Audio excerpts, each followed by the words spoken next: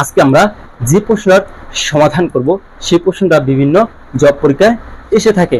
তো দেখুন, তো প্রশ্ন বলছে কি 500 টাকার 1/2 অংশ সমান কত।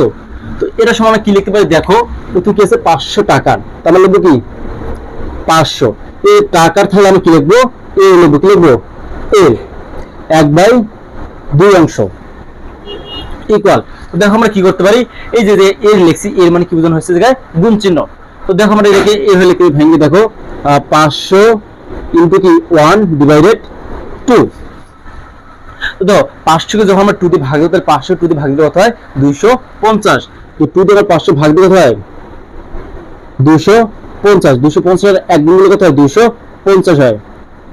তাহলে কি হবে 250 টাকা। কোন অপশন আছে আমাদের, গ নাম্বার অপশন আছে। তাহলে আমাদের आंसर কি হবে গ নাম্বারটা।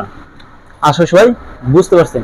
আর অবশ্যই ভিডিওটা শেয়ার করে দিবেন যেন অন্যরাও শিখতে পারে। সবাইকে অসংখ্য ধন্যবাদ।